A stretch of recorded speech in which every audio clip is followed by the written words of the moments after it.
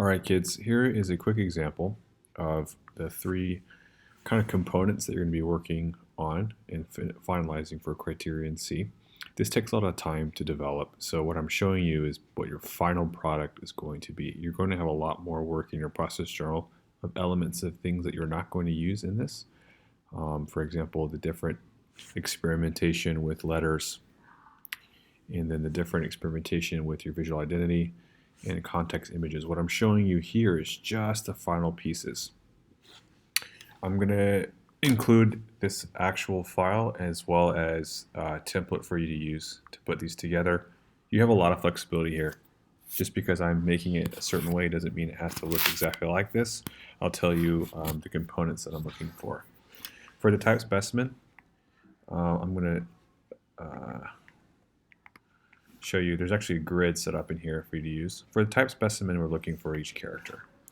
And we have the grid in here to help you separate each character so that it's very clear and visible that when someone looks at this type specimen, they can see all the characters, they can see the elements of each character that are helping to unify all of the design. And so some of these lines are identical, some of these pieces from each letter are being multiplied and used in other letters to help kind of provide visual unity.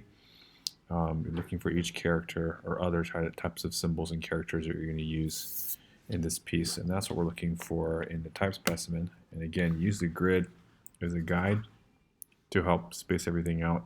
We're looking for clarity. It's kind of like a pragmatic diagram. Here are all the characters.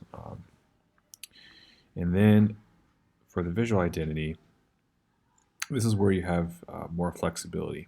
In each of these components, you have more and more flexibility. For the visual identity, again, what are the visual that people will associate and identify with your client?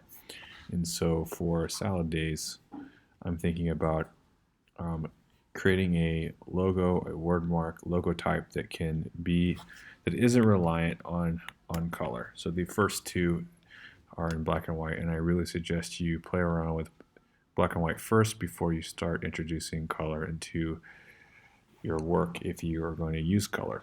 Color obviously is a key element that people gravitate towards, and color is a great tool to use to help viewers identify with your product. And so we have this kind of minty green color that has, associations with nature and freshness and kind of obvious connections with salad, but also it's a mint, so it has a different, it's not a salad green, it's a little bit different, almost like Starbucks, unfortunately. But in any case, your visual identity, you're showing us the different directions there. And then I've continued to play with maybe a logo that matches. I've kind of borrowed from the actual letters to create this little flimsy looking leaf. It has a kind of childish, kind of accessible feel to it. And then I kind of play with, what if I used parts of the leaf for the actual D's in salad days, and kind of got a multicolor logo here. What if I need to use the logo in a more simplistic form, just salad days, and I included the leaves in here. And so the visual identity, usually it's probably just one primary one that we'll use, but it may have multiple functions for multiple contexts. So you really want to see how you can expand that. And then your design collateral is where are we going to see these, the visual identity? How is it going to function? What are the products that it's going to be used for? And this is really, show context, right? You always want to show context. So obviously we have salad packaging.